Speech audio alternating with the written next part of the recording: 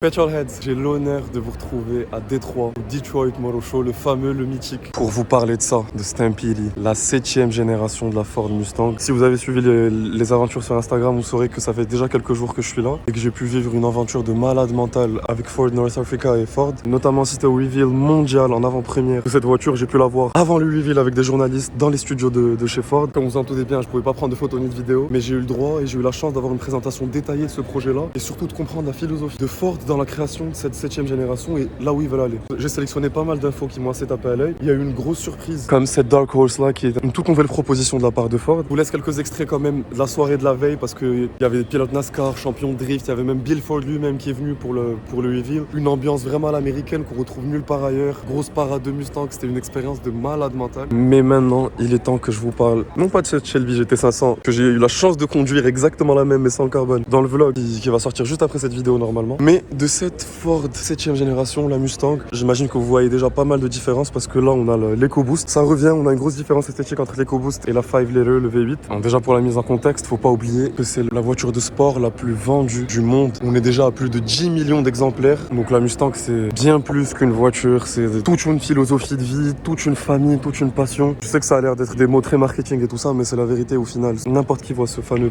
pony là, pense direct Mustang et on pense direct États-Unis, on pense direct liberté, on pense direct plaisir de conduite. Et comme vous le verrez dans le vlog qui va sortir vraiment quelques jours après cette vidéo là où j'ai pu conduire la Shelby GT500 et même une Macan en boîte méca en V8 aux États-Unis, c'est vraiment une grosse dinguerie. Et ce qui m'a fait le plus plaisir avec le lancement de cette nouvelle Ford, c'est que l'équipe de Ford, l'équipe de passionnés de Ford, c'est assez impressionnant d'ailleurs d'avoir la présentation directement par eux parce que la plupart d'entre eux ont des grosses histoires avec la marque, travaillent avec la marque depuis plus d'une vingtaine d'années, sont eux-mêmes propriétaires de Ford Mustang, conduisent leur Ford, vont à des car meet, donc c'est vraiment quelque chose qu'on ressent très très vite lors de la présentation de cette voiture, surtout quand j'ai pu visiter les archives. Et du coup, leur intention, c'était pas du tout de s'éloigner de l'esprit Mustang, mais au contraire, de le mettre au goût du jour plus que jamais, surtout dans les temps qui courent. On n'a plus de boîte méca. Eux-mêmes, ils le disent, save the manuals. Sur la 5 litres, on a le V8 le plus puissant qu'on trouvera sur une GT de toutes les Mustangs, qui a donc été amélioré avec 2 entrées d'air. On a le lowest drag ever sur cette nouvelle Mustang. Que dire de plus en termes d'intention avec la révélation de cette nouvelle Dark Horse, qui a tout simplement le V8 Coyote le plus puissant de l'histoire. Alors, je pense qu'elle se situe vraiment entre la 5 litres GT et la future, peut-être Shelby GT500. Beaucoup plus track focus. Elle est sublime. Elle est sublime.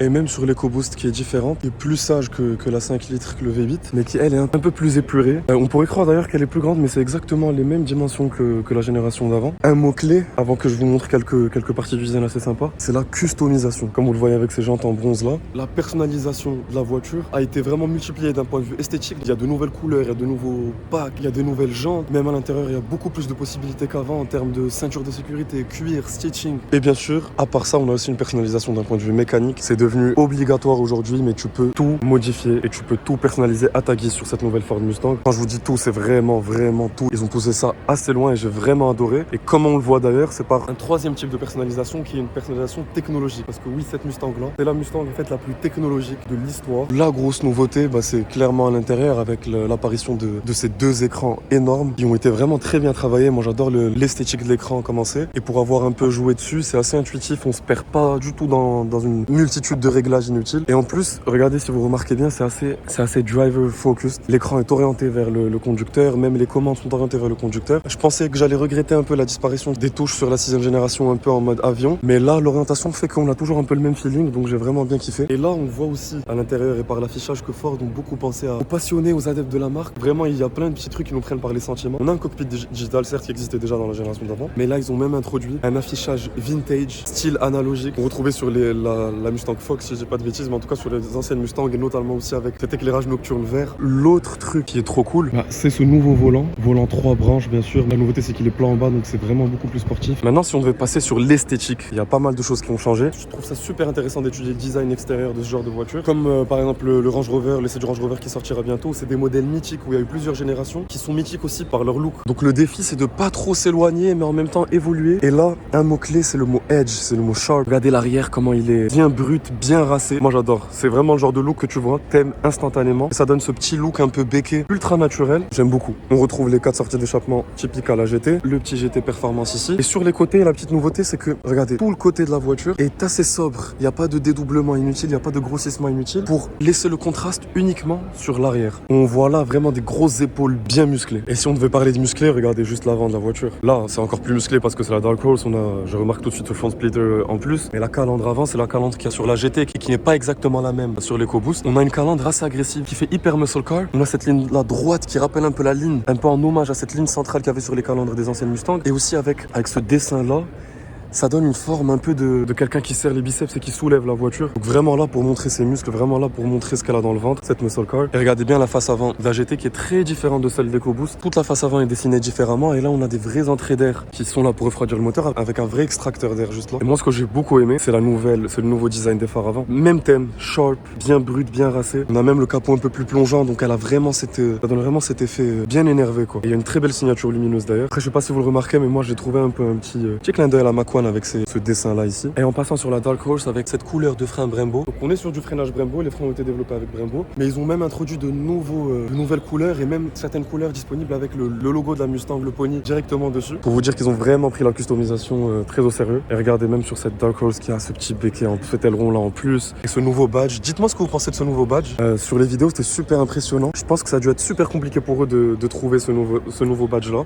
Pour l'instant franchement je sais pas trop ce que j'en pense. Je suis pas fan particulièrement, même si j'adore la tête du Mustang du coup dessus. Je dois en prendre un peu de temps pour me faire au bouclier qu'il y a autour. Et regardez quand même la couleur qu'il y a sur cette Dark Horse, elle est juste magnifique. J'adore. Je vais en profiter pour aller vous montrer l'EcoBoost parce que comme je vous ai dit, contrairement à la génération d'avant, l'EcoBoost est différent d'un point de vue esthétique. Moins énervé, je trouve ça cool pour déjà les conducteurs de V8 qui se démarqueront par rapport à ceux qui ont l'EcoBoost. Vu que là on a le coupé, regardez, là on voit bien cet effet là épaule musclée dont je vous ai parlé. On voit bien comment l'aile arrière est bien ressortie et surtout l'effet que ça a, comment c'est sharp, c'est magnifique. C'est une ligne qui est vraiment réussi pour moi, c'est très joli. Et d'ailleurs tout ça c'est pour augmenter toujours le downforce à l'arrière de la voiture. Regardez sur l'EcoBoost, ça se voit direct, elle est beaucoup plus gentille j'ai envie de dire au niveau du capot vu qu'on n'a pas cet énorme extracteur d'air. Les lignes sont plus fines, plus épurées et je pense que beaucoup de personnes vont trouver leur plaisir dans cette EcoBoost là. D'ailleurs le nouveau moteur qu'il y a dessus, si vous avez vu la vidéo que j'avais faite avec la Mustang EcoBoost, la génération d'avant, c'est un moteur qui est incroyable en termes d'ingénierie. Et là il a beaucoup été amélioré, que ce soit au niveau du système d'admission variable, au niveau du turbo, au niveau du refroidissement, pour être encore plus puissant et plus économique. Vraiment beaucoup d'améliorations sur ce moteur là, c'est clairement pas ma Mustang préférée en termes de motorisation, mais l'ingénierie qui se cache derrière me fascine pas mal. D'ailleurs pour revenir sur ces deux bébés là, une autre nouveauté qui nous prend encore par les sentiments nous en tant que passionnés. Ok, ils ont laissé l'Atmo, ils ont laissé le bon V8, ils l'ont même bien développé à bout, ils ont laissé la boîte méca, ils ont poussé la personnalisation mécanique, esthétique extérieure, esthétique intérieure, technologiquement c'est au point et ils ont même rajouté un petit kiff, ils ont mis au point un mode drift, donc avec un vrai frein à main électronique développé avec un champion de drift, juste pour kiffer encore plus. Et peut-être vous dites ah mais c'est électronique et tout, c'est bizarre. Clairement je pense que ça va pas être le même feeling aussi mécanique qu'un frein à main mécanique, mais le gros avantage c'est que vu que c'est électroniquement, dès que tu presses t'as cette pression qui arrive beaucoup plus vite, donc en fait ça va être entre guillemets beaucoup plus facile de drifter. Et on en parle d'ailleurs de cette énorme sculpture du pony et tout ça pour vous dire aussi qu'en parlant d'énormes kiffs de ouf, autre chose qu'ils ont introduit et qui est littéralement juste pour kiffer, genre même eux ils te le disent, moi c'est ce que j'ai trouvé cool, ils te disent pas ouais on fait ça pour essayer de garder l'essence, non l'essence elle est là, c'est même pas une question qui se pose, la philosophie Mustang elle reste là, elle est là. Le fait qu'on ait une Mustang Mach-E GT c'est pas là pour remplacer ça, pas du tout, c'est juste pour augmenter le portfolio. Moi je vous dis ça parce que bien sûr quand j'ai vu cette voiture là débarquer, j'ai eu peur pour la Mustang, d'entendre encore une fois les gens de la marque vous dire ça, voir dans leurs yeux la passion, voir dans leurs yeux l'engouement qu'ils ont pour cette voiture là. En tant que passionné tu le vois et ça te touche. Du coup là cette nouvelle feature dont je vous parlais, c'est que les américaines sont connues pour pouvoir les démarrer avec la clé. Là ce qu'ils ont rajouté, par pur kiff et par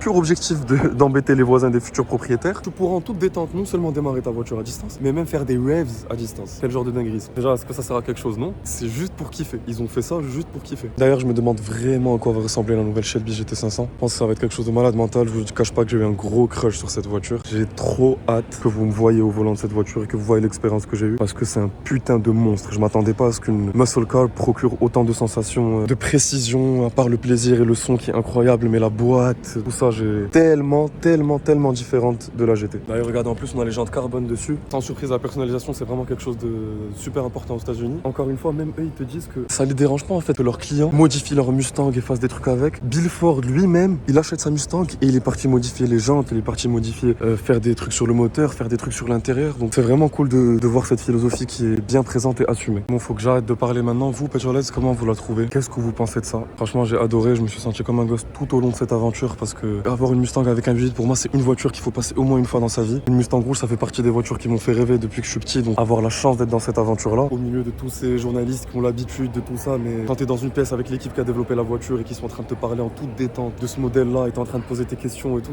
j'adore ça, j'adore ça, j'adore ça. Énorme merci à Ford, leur confiance, leur invitation et de m'avoir permis de vivre cette aventure que j'oublierai jamais. Maintenant, je voulais vous demander de partager au maximum cette vidéo, de laisser vos commentaires, de mettre un like pour aider au développement de la chaîne, que je puisse vous proposer plus d'aventures de ce style-là. Et surtout, restez branchés pour le vlog. Je vous ai sorti cette vidéo que je suis en train de filmer à la fin de mon séjour. Je pars littéralement cet après-midi. Mais le vlog, Petrolheads, ça va être de la folie. J'ai kiffé, j'ai vraiment kiffé tout ce séjour. Donc restez très branchés et préparez vos oreilles, c'est tout ce que j'ai à vous dire.